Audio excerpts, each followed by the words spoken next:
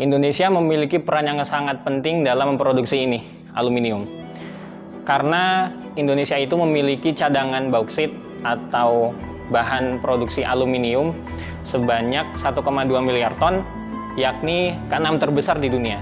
Aluminium itu menjadi salah satu material yang paling penting di dunia ini, sebab aluminium sering kita pakai dalam kehidupan sehari-hari, seperti alat makan ketika kita makan, terus ada tempat tidur saat kita tidur, ada komponen-komponen otomotif ketika kita berkendara, dan semacamnya.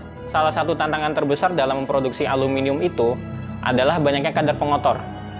Pengotor seperti senyawa oksida, kemudian spinel, boron titanium, dan lain-lain.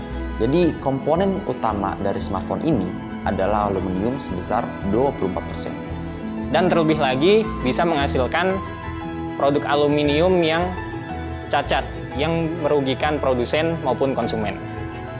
Sehingga bisa saya katakan kenapa aluminium tidak bisa lepas dari kehidupan kita.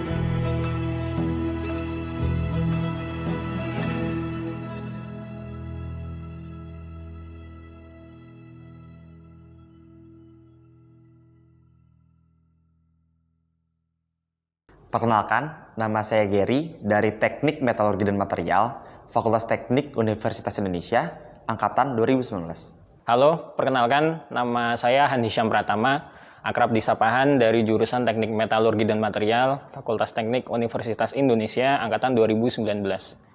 Jadi alat ini merupakan ceramic foam filter, yang dimana alat ini dapat kita taruh di dalam sebuah pipa yang berisikan aluminium cair, yang dimana aluminium cair seperti yang kita tahu memiliki beberapa jenis pengotor atau inklusi seperti spinel maupun oxide dan sebagainya. Jadi beberapa jenis inklusi tersebut akan tersaring di dalam ceramic foam filter ini dan akan lewat ke sisi lainnya yang menghasilkan aluminium dengan kualitas yang jauh lebih baik dari sebelumnya. Oke, jadi untuk membuat ceramic foam filter ini itu sebenarnya cukup sederhana dengan melakukan beberapa langkah seperti berikut ini.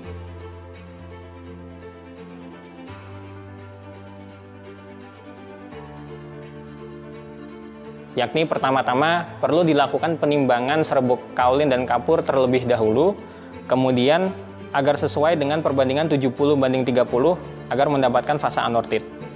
Setelah ditimbang, campuran kaolin dan kapur beserta dengan air dimasukkan ke dalam ball mill agar tercampur secara homogen untuk mendapatkan fasa keramik. Massa keramik yang telah homogen kemudian dimasukkan ke dalam wadah untuk membuat suspensi. Pertama-tama ditambahkan 80% air dari kadar yang diinginkan. Kemudian ditambahkan deflokulan dan diakhiri dengan penambahan 20% air. Suspensi harus diaduk secara terus-menerus agar menjaga efek deflokulan untuk menghindari aglomerasi. Setelah suspensi telah dibuat, kemudian celupkan busa ke dalam suspensi. Perlu dipastikan bahwa busa harus diperas terlebih dahulu untuk mengeluarkan udara yang tertangkap agar suspensi bisa melekat dengan busa secara merata.